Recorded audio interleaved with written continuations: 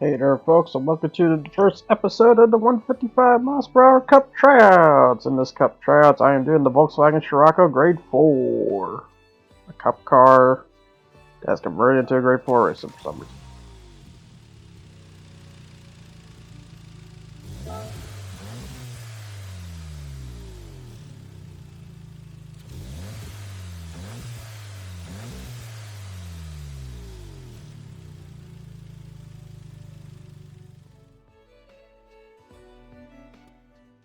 Which here's the parts and list of what you can do to the Volkswagen Scirocco Grade 4, which I'll just say this, not a whole lot. Not a whole lot you can do, because as the saying goes, it's a race car. As the rules of race cars goes, they usually just have their engines all limited and stuff. The only thing you can add is a better turbo and such. That's things that they will allow you to do. Sometimes they might let you have inner parts every now and then, but it's a rare case. But that's basically just how race cars technically work. The other thing you can technically do is buy tires, and I think the racing transmission would be the other one. Because yeah, it uses, I think, just a manual transmission, because it uses what the regular racing transmission is. Because yeah, just like there's two racing transmissions for cars like these. As the thing goes, you use the faster accelerant one, or you use the slower accelerant one that could have better fuel efficiency in some ways. Who knows?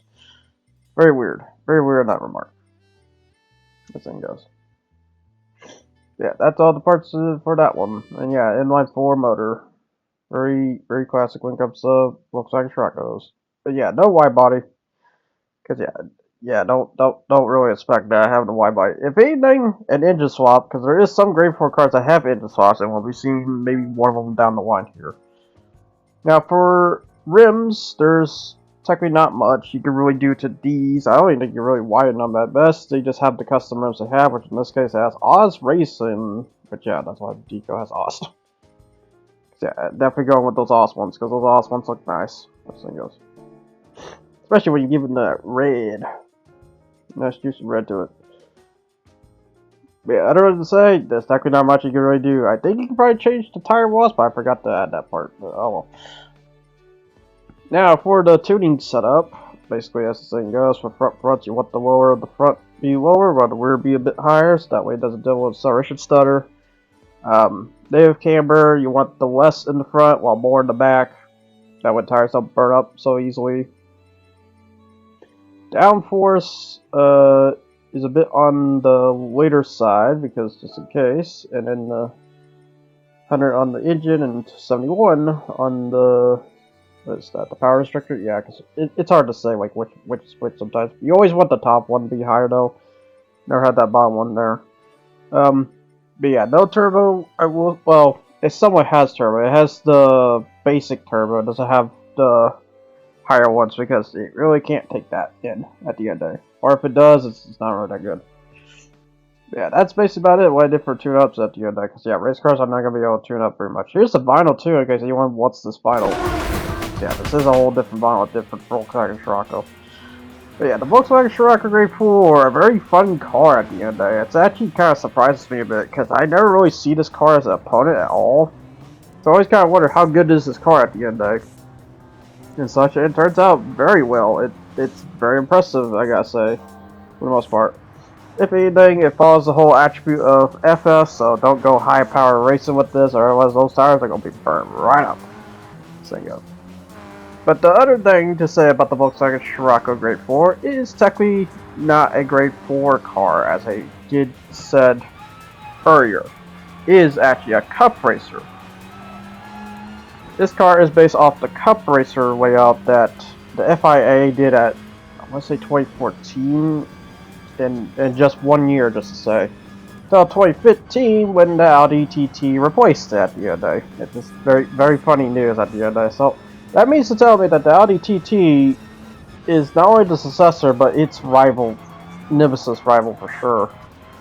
So yeah, Scirocco Cup Racer versus Audi TT should be a thing. So just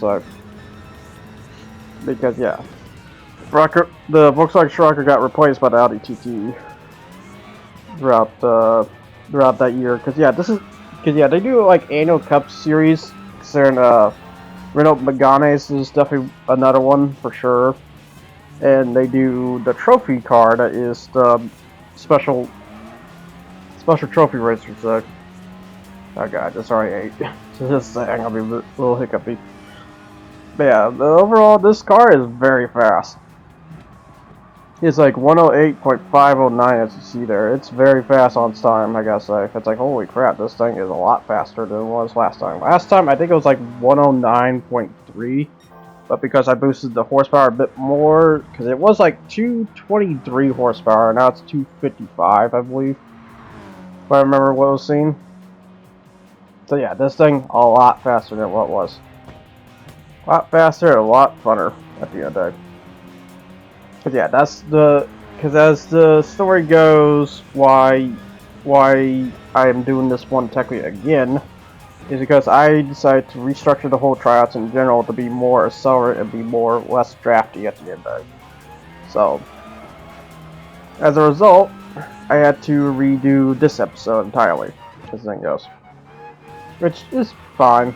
I needed to redo it anyways, and such, because I felt like some things were just a bit tad off when it comes to it. As the thing goes.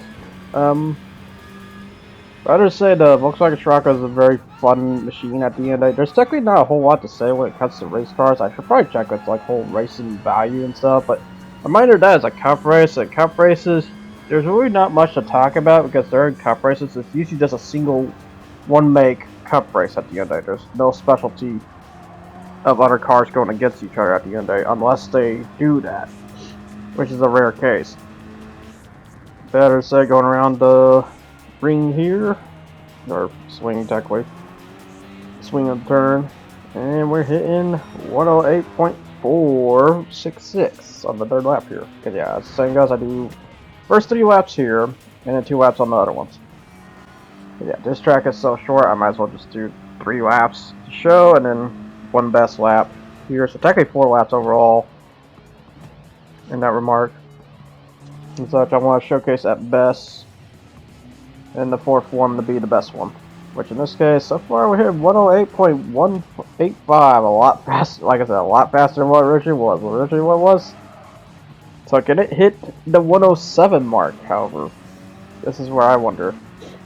This thing goes. Yeah, it's pretty close. It's pretty close for the most part. So let's see if we can get that awesome 107 here. So far, it seems a bit tad off so far. Let's see here. Yeah, because it's very tight. Yeah, it's only 0.0. Yeah, it's probably not gonna happen for the most part. We'll see if I can pull a better swing here. Let's see what happens here. 4 to 3. Although I will say those time splits, sometimes you want to rely on them, sometimes you don't, because sometimes it breaks.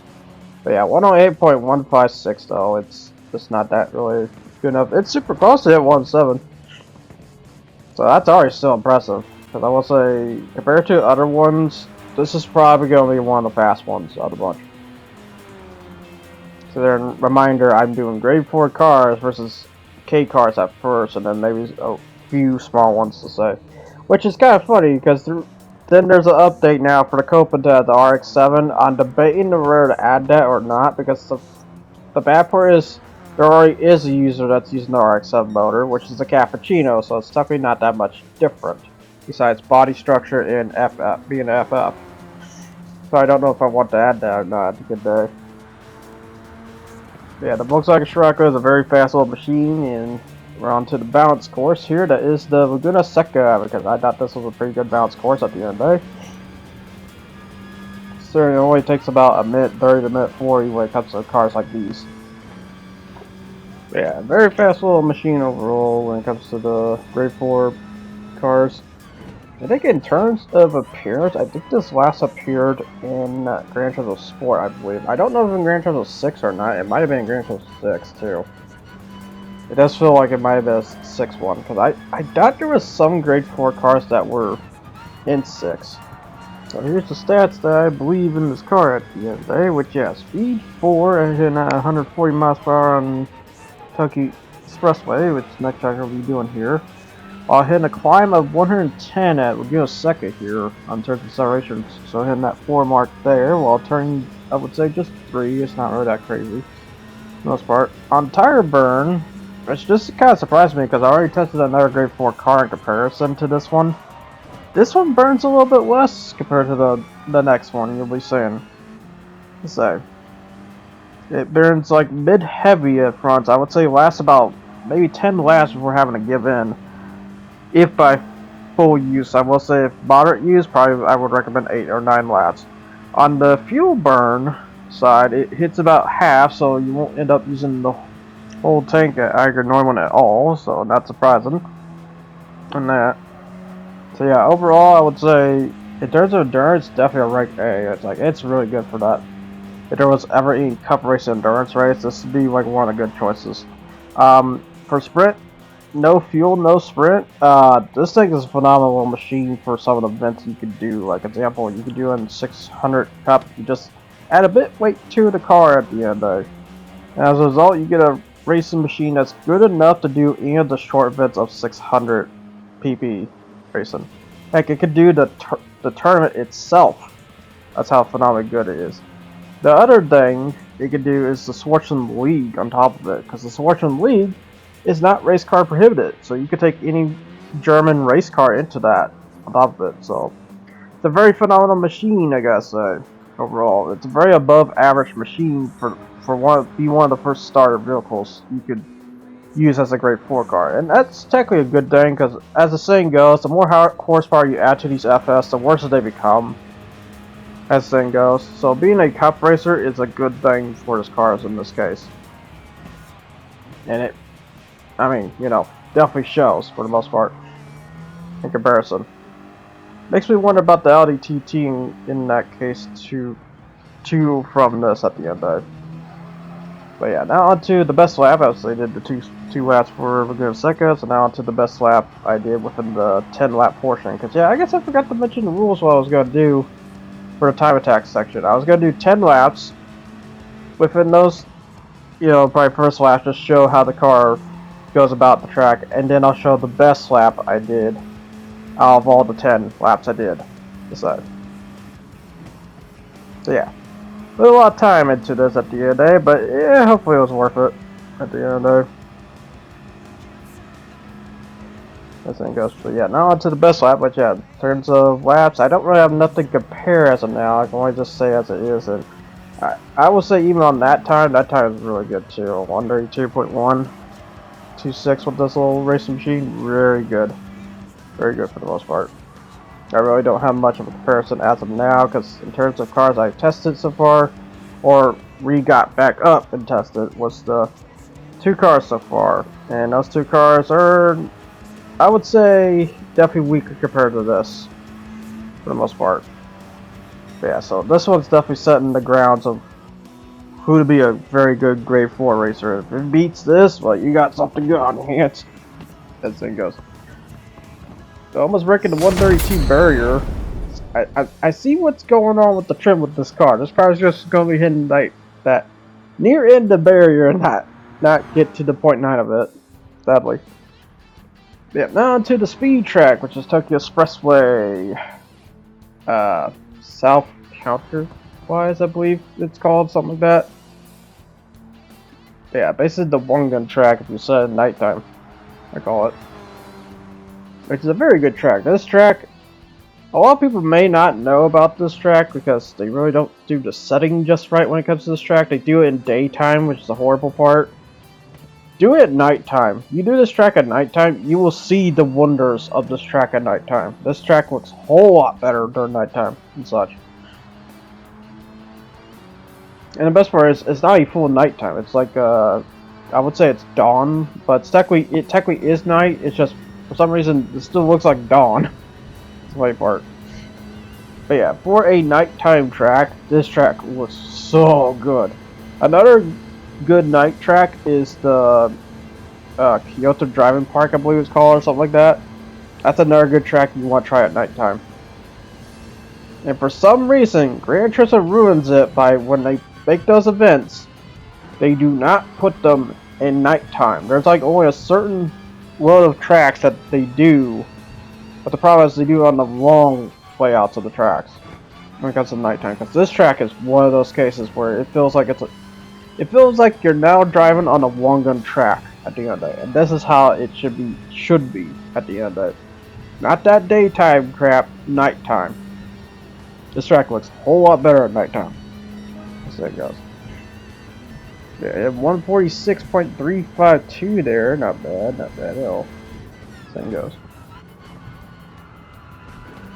Now, in terms of, like I said, for speed, yeah, this thing is definitely fast. As you can see, it hit the 140 mark on that straightaway, so it's definitely a fast little machine on the straightaways and stuff too. Without it, like I said, this car, if you beat this car, you got something good on your hands.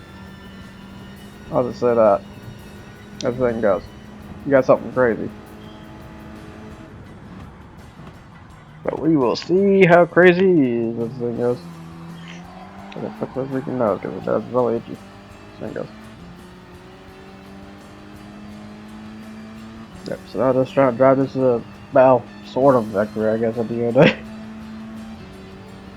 I guess it's a kind of bad part where I just run out of things to say at the end of the day, because yeah, I will say, as the saying goes, I'm just gonna say in advance, when it comes to these race cars, I gotta have to hard work when it comes to find any info related to these cars at the end of it, because I don't know what to really technically say besides, oh, it's a Volkswagen Scirocco, it's based off the Volkswagen Scirocco with a race car body at the end.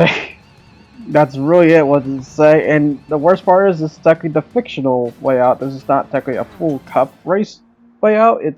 But it's based off that Cup race car one, though. If you look at the Cup race car to this, you'll see a similarity going on there. Very much. It's just this one's more rigid and, you know, probably more pipes added to the car at the end to prevent from, you know, over throttling like Gr.4, because cars like that need that kind of stuff because they're FFs, as the thing goes. Yeah, hit like 145 at some point. Yeah, 145.8. So I passed the 146 barrier, so that's good. Yeah, using this track is kind of tough to do with the 155 car to hit that barrier sometimes. As we go through the sexy snake turn, as the thing goes. I don't know what was a better way to say. It's a sexy snake turn. And then we go down the way, and then we go, which yeah, I love how the pit stop is right here, by the way. Instead of at the beginning bit there, it's over here, which I do like this. I do like this layout here. It's a very interesting layout, and it throws off a strategy, I will say, that most race car drivers would do, would be like, you just get 3 laps amount, you get 3 laps amount. You get 2 laps amount, you get 2 laps amount. But for that, you have to have 2.5 the amount, because if you don't have that 2.5, you ain't making the rest of the way. Because you're basing it off the pit circle instead of basing it off the finish line at the end of the day. If you so happen to get to those points. So yeah, that's a fun case when it comes to those tracks, because it gives you an interesting guessing game. Keeps you thinking, you know. And then probably my favorite turn here is this top chicane here, because this just reminds me of Special Stage Route 11 there. That little chicane there reminds me of Route 11. But as anyone would see the Mazda 323F during the Gran Turismo demo, they would understand. That's how much of a kind of a oldie I am when it comes to that. For fucking 2-wheel actions and shit. Yeah, 145.608. Not bad at all. Definitely setting the ground. And a ground that's might be tough to beat. But yeah, overall for this race car, you could do race of turbo sports cars. Because yeah, it's also, you can also do this as long as you have a turbo. As it goes. And then Sports League, you can do this as well. Which yeah, it makes me surprised. That means that I'm surprised I haven't seen a race car in there at any point that they could do. That'd be a very funny mode. And then World Touring Car 600, I'd say as long as it's the corner tracks, you're good. Like, I think you could do that Nürburgring Nordschleife, for example. That new Nürburgring Nordschleife, you could do it with this. Of course, you could do GT Cup Grade 4, but I forgot to mention that, or forgot to show that. Um, Anything else I could show? There's technically not much else. Most part, I don't know if we could do World Tour 700. I don't think it's that fast enough. They could do World Touring Car Cup 600 though. I will say it's very tight because you got that RX-7 of a White Rabbit to deal with. That thing goes. But now on to the race, which as if anyone remembers from the last time I did this episode, I'm bringing it back again, baby. Bring back all the pedestrian cars, and the best part, they are not tuned yet, so they are not under the new restructuring laws of my tryouts just yet. So yeah, this will be the last time you'll be seeing these wondrous little pedestrian cars once again. Because I don't know if all of them are going to be in the 155 or not. Heck, I'm debating about any CVT cars, because CVT cars, they can't lock their transmission, so therefore, you're kind of stuck. Well, there is a thing I can do. The only problem is they're gonna be weaker as a result if I do that. And that is just based off the draft. Like, those ones still have to follow the draft rules. While any cars that have a transmission follow the new rules as the thing goes. That's the one thing I can think of when it comes to doing like the Toyota Prius there. For example. That's the one thing I can think of to say. And that might be the thing to go with, I guess. Only bad part, that means that Toyota Prius, it gonna be slower than dope. In that case. It gonna be slow, I'm warning that now. So, either you're going with that or you're going with a different way about it. I mean, I don't believe it would able to hit 130 on the draft. I really wouldn't think it would, but if it does, I mean it does. I don't think it's gonna be a winning factor for the Toyota Prius. I really don't think so at the end of the day.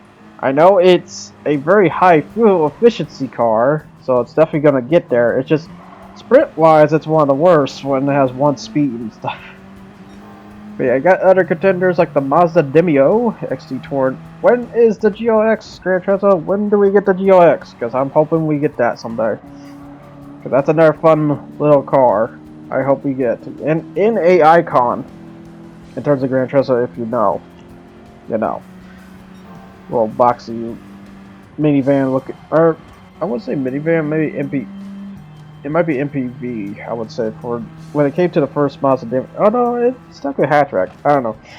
It's a really weird saying, but that is the next.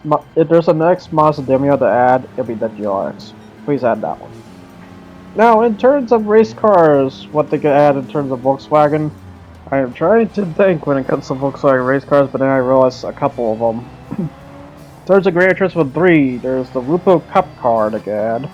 There's, which is an icon, I will say, in terms of players that play Gran Turismo 3 will most likely know about that one because there was an event dedicated for that, just like the Toyota Yaris. Which, oh god. There's the Beetle Cup car, which is another fun cup car they could add too, because yeah, that'll be a reason to bring the Volkswagen Beetle back, I would say. And I'm kind of surprised we don't have the new Beetle. It's very weird. It feels weird not having that.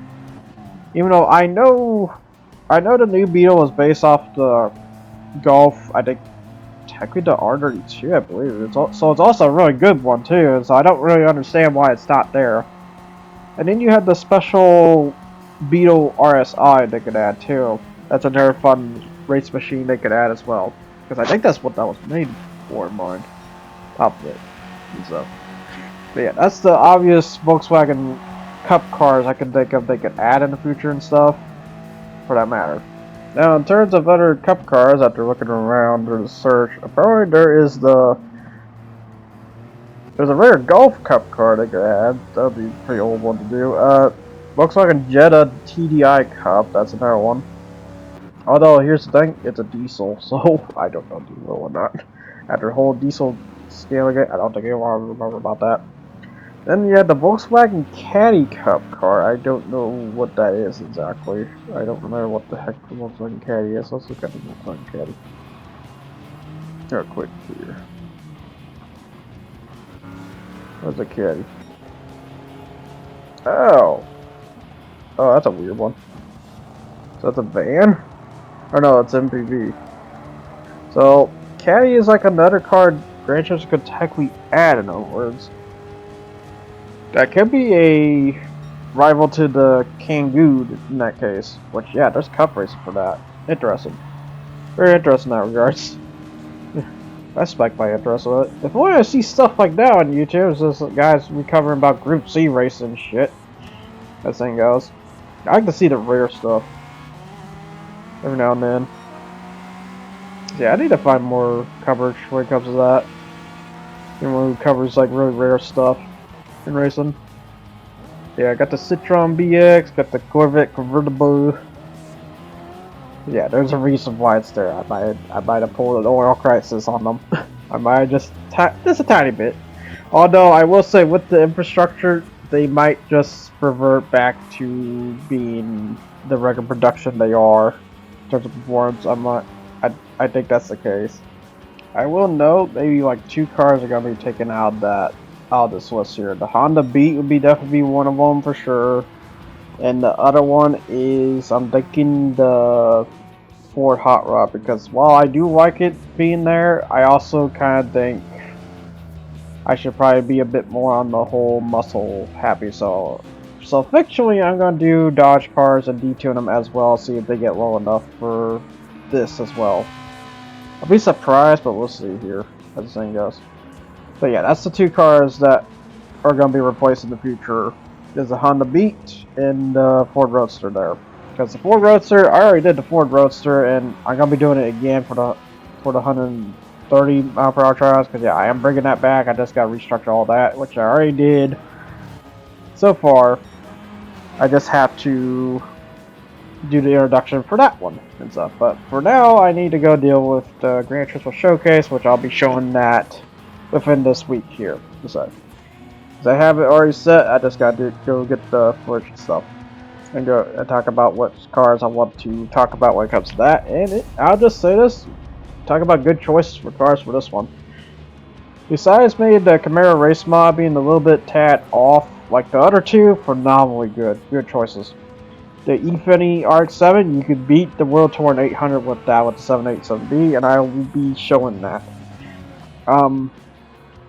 And then you got the regular Infiniti, and then you got the Reno Capture, which I didn't think it was gonna be that good for a small SUV, but that thing kicks ass. I'm just gonna say that thing kicks ass for a sports small SUV. It's pretty good for what it does for job and stuff. So yeah, that's what I'll say about the update coming within this week here for the showcase and stuff. Yeah, overall fun cars. Overall fun cars. Yeah, got the Citroen, God, because yeah, I need to start saying that, because yeah, I've been pronouncing Citroen wrong. It's Citroen. You have to have that Owen in it. That thing goes.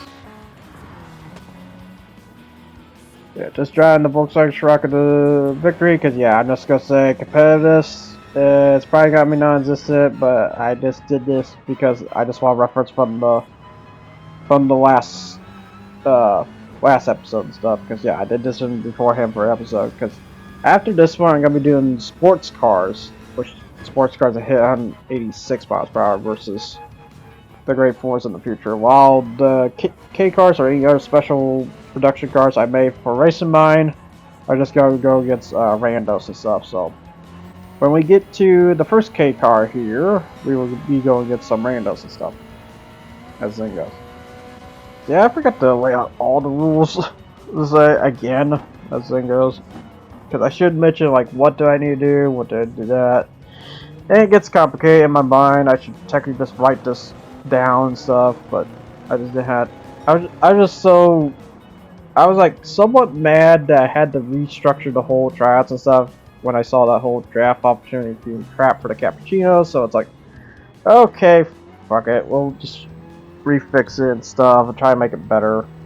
This also means like some cars that had a leeway to 186 ain't gonna have that leeway to 186. They're just gonna be at the tightest as possible of 150. That's why I did 150 on the downdraft of cup races. That way I just feel better about that than not, as the thing goes. Yeah, I got that Alfa Romeo 8C. touring car, which yeah, not doing no, it is doing good. What I'm saying, they're good. Doing pretty good, I gotta say. And they got a Chevy Chevelle, which yeah, that was one of the ones that got hit by the oil crisis too. My part. The Chevy Chevelle was another one that got hit because it got like lowered from like 454 horsepower as the engine means to like something like 352. It's like it got downspin bad because of the oil crisis and stuff. Because that's how much of a cost factor oil was getting, and it technically might be is even now. Because the ongoing war that we're dealing with now. Because of course we're going to war. The thing goes. Nowadays. But yeah. Got the Volvo 240 SE Estate. But yeah, that's the unfortunate part when it came to restructuring the sports. I am sad to inform that the Volvo 240 SE Estate will not be in sports because it was that close, but it wasn't fast enough, Captain. And no, I'm not going to slap the freaking Rampage motor in that because the Rampage motor sucks ass when it comes to fuel consumption. They need to add a better one than that crap Sailor motor. Yeah, when it comes to racing car motors, add the racing car motors. Like, good racing car motors. So that Rampage does not have the fuel efficiency of a race car. Which, by the way, that's the problem with the race mod Camaro. They must have forgot to add a large freaking gas tank to the car.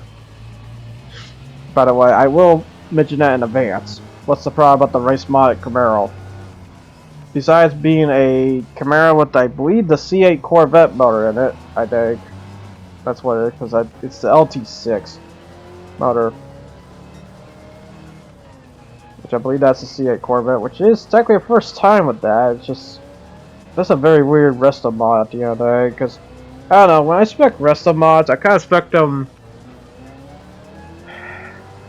It's weird, because it's like one way I want to keep the core engine it originally had and just make it better. But on the other end, at the end of the day, it's like, is it really best you go with a motor old, or do you go motor with new stuff at that point? This thing goes when it comes to the rest of mods. I assume the obvious thing is go with the old still, but I just don't know what's the better way to, you know, efficiency and, you know, potency at the end of it, you know? Not just how fast, how efficient it is. And that's the whole point of my tryouts here, is to show how efficient of a ground that these cars make just at making these speeds here, or by the endurance factors they show. Because while some cars ain't fast here, and spoiler alert, some of these cars are definitely not going to be fast, their endurance factor is what might keep them into the higher ground at the end of the day. And that's the good part to show, because it shows that, yeah, you might be faster than me, but in the long run, I'm going to be getting to you eventually. And that's what's great about endurance racing. It isn't about just who's faster at the end of the day. And as the saying goes, if you see someone, because I'll just say this, I think when it comes to, you know, their whole time attack when they make records and stuff, that is technically like somewhat relevant, because that basically tells you, oh yeah, no matter what, this car is going to be faster because this car is supposed to be performing faster because it's going to be burning its fuel faster as a result. Although, as the saying goes, there's a whole lean feature, so then again, on that, it's just a matter of so, you know. It's a very weird, complexity thing to say, and even what I'm saying here is probably confusing at the end of the day. Gonna be honest. It just takes a lot to understand. Until, I guess I get to be behind the wheel of a car one day and do cup racing or something. Which that's probably like the one thing I would do for race sports, but probably cup racing. Yep, so far in terms of the first pit that I did with the Scirocco, or Volkswagen Scirocco here. But yeah, I had to pit like every 9th lap because the tires burn like so much in the front. You know, like I said, here's the thing though, this ain't the worst one when it comes to burn. That honor goes to the next one. Which I'll just say in advance, it's the Dodge Viper in terms of grade 4. Which I'm kind of shocked about that, but I'm also kind of not shocked about that because reminder that the Dodge Viper weighs like 3,000 pounds compared to this. This weighs like 2,400 pounds. So this is definitely going to be better for cup racing purposes, but not for grade 4 purposes. As the thing goes. Because I will say the Dodge Viper is better about the higher end performance. Which I guess that's the fun distinction when it comes to grade 4 racing, and I guess that's one thing either Gran Turismo is either forgetting or implementing poorly. I'm not sure what's the best way to say it at the end of it. Because yeah, it feels like there should be 2 tiers between grade 4 to cup racing at the end of it. It's a very weird saying. Sometimes. But yeah, I'll just say this, that the Scirocco Grade 4 is a lot better on the low performance spectrum than the higher performance spectrum, because you then don't have to deal with tire or overthrottle. When you overthrottle with the FF car, you're burning those tires like no tomorrow. That I'm gonna say in advance. And that's the biggest problem when it comes to that. Heck, even some cars that are this low power will burn their tires. It's a fun case. But yeah, here's the Mercedes Barker, which yeah, that thing's a little champ, I gotta say. I'm kind of wondering when I do the infrastructure, how quick is that gonna get? Cause yeah, I will say, every car here is definitely gonna get quicker. But cause yeah, as the saying goes, my downdraft or down incline of 6,400 meters on Special Stage Row X is 150 on down. Which I hopefully I said that right on the introduction. If not, it's supposed to be 150. Let's say. So hopefully I said that right at the end of the day. And then you get the Reno Aventime, because yeah, as the saying goes, it's supposed to be pedestrian cars, so think of any pedestrian base-like cars. Like the Toyota Hiace van, for example. But yeah, would have been the Toyota Alphard, but the Toyota Alphard eats its fuel like it's no tomorrow, let's just say. And then I should probably technically, I should probably technically replace the Roadster yeah, what was the other one that was going to replace the Beat? Yeah, the Beat. I should probably just replace that, just add the Toyota Tundra truck and the Raptor there too. My only concern is how bad they're going to burn their fuel. That's my only question. That's my only concern, because if the Hiace burns a lot of fuel, I wouldn't be surprised if those burn a lot of fuel. And considering we saw our instances on the previous tryouts, if you have been watching those or not, especially the Fiat case, where the Tundra just drops its speed because it ran out of fuel on the way on Nordschleifer. As the thing goes. Because I might have did Nordschleifer in one instance, and it was a fun time. As the thing goes. As the thing goes. Yep, got the Ford Roadster going to ham. As the thing goes. Which I'm not surprised. This is like this is our American K car, as the saying goes. It's like, you guys have these nice little K cars, we have our K car, which is the Ford Roadster. That thing is a little champ. Champ that could, as the thing goes. It is like one of the fastest convertible American cars that we have. And I'm gonna confirm that, for sure. The other fastest convertible car we have is the Corvette, which is the other pretty fastest one too. Corvette C1 to be exact. Or, well, C.1.5. Because that is the .5 version, that is not the actual C1 Corvette. Because that's the fun part when it comes to the Corvette C1, and how you know which version you have. Depends on the front lights in front of the car and what motor it has. If it's the actual C1, it's a V6. If it's a C1.5, it has 2 front lights. And it's a V8. I will note, I think in between it, I think the C1 also may have gotten the V8s, because when the Mustang came out, they were panicking hard. Let's say they needed to slap a C8 in, or not C8. Well, I mean technically would, but that'd be a little bit ridiculous. A V8 into the C1, and you know, that thing goes. Which, yeah, speaking of, we have another C1.5 Corvette to add too, which I think is the Morris one, if I recall, in the future. Which is weird because we had that, and then they took it away from 6 for some reason. Not sure why. Not sure why. This thing goes. Never know if there's controversy between the car shows at the end of, or the people on those cars at the end of, you know. This thing goes. Yeah, then we have a Honda CX-30 X Smart. But yeah, that's a fun one. This thing goes. At the, yeah, Renault Aventime, which, yeah, I love the infotainment, I guess. So having that number in the middle like that, pretty nice. That way, when you're looking on the right there, you can look at it. You're looking right at it, this thing goes. And the Chevelle SS, which, yeah, burn its fuel like no tomorrow. I'll say this, whoever burns the most fuel, it's probably going to be sitting in the back most of the race. Soon the highest van is now in 19th. It was at the front, now it's in the back. I'm not surprised. But yeah, I will say I just skipped a portion of this race a bit because I did it again where it was a bit more over than 30 minutes, so we're just going to see it. I want to say 3 laps here. Let's see. Yeah, 3 laps here. So not a huge skip, but at least a bit enough.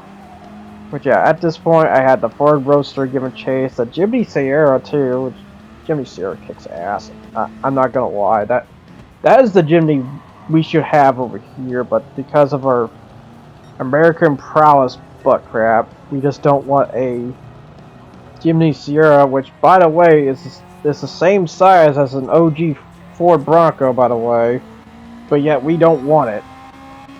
I just don't understand. Like, come on, guys. There he goes. Come on, guys. Rock and stone. God damn it. There he goes.